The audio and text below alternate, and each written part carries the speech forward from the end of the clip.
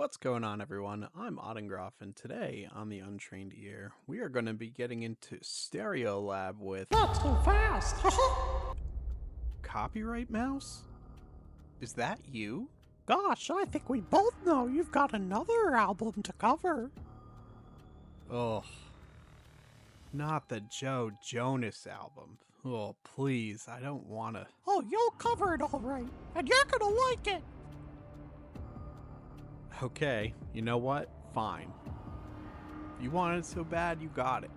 I'll cover the Jonas album, but I'm going to do an honest review, okay? This is not going to be good. Oh, all press is good press.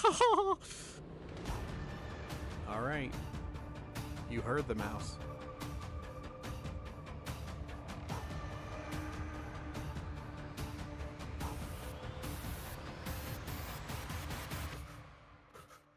Back at it with his second solo album in his musical career. Mr. Joe Jonas is here to grace us with music for people who believe in love. This album is a genre blend of pop and, in a particular section, country.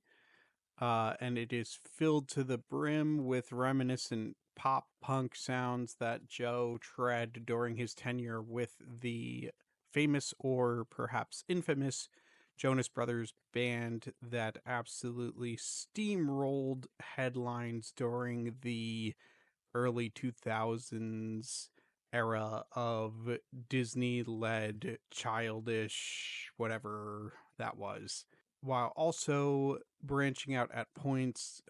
Joe does explore the country genre for several tracks on this album. There are a few tracks that are worth mentioning, though no track at all on this project is without its flaws. Opening up the track highlights, we have Heart by Heart, which is probably the most popular track on this album, with a lot of notoriety and already millions of plays, at least on the YouTube platform. This is a ballad piece. It has a nice mesh of ambient keyboard and acoustic guitar to set the stage. It splices in a very tasteful mix of backup vocals to enhance the vocal performance of Joe, which admittedly is rather strong on the track. Sadly, however, this is not an original piece, which is blatantly obvious by the present, albeit minimal, lyrical depth that there is on this track. The other track that I think is worth mentioning would be Honey Blonde. This is actually a country track, and it's kind of the introduction to the little segue into country or country-esque sound that you get on this album. There's a nice southern drawl to the instrumentation between the electric and acoustic guitar riffs and rolls that are kind of roiling throughout the piece.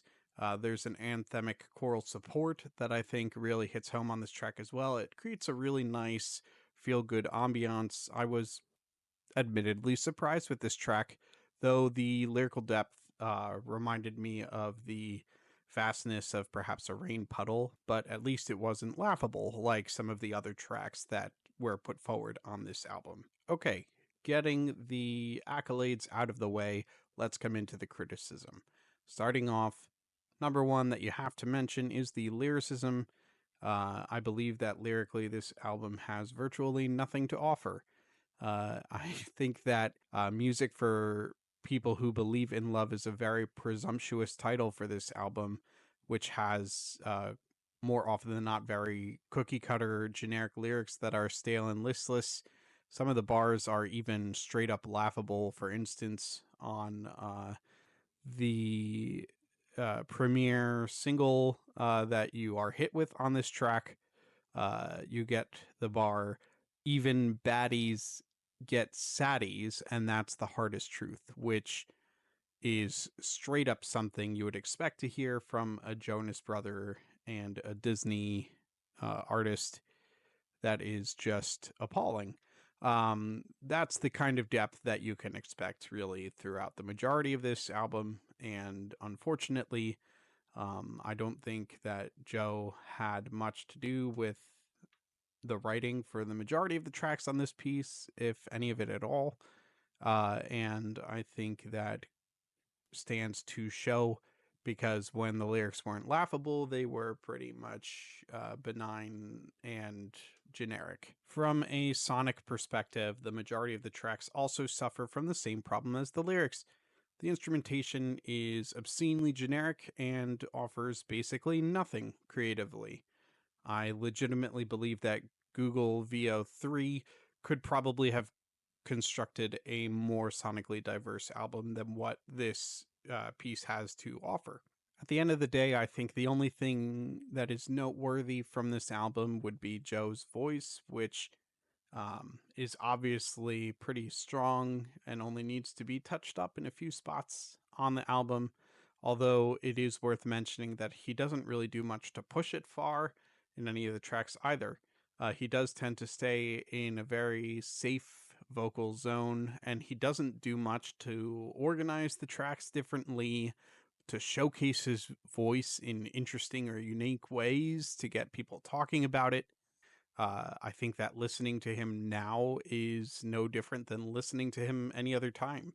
These songs can easily blur right into the background of the rest of his discography and blur into obscurity in a month or so's time.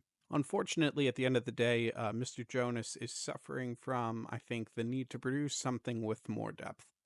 I think he either needs to shell out some more cash to some more inspired folks on the production and writing front, or perhaps he needs to consider maybe doing some writing for himself.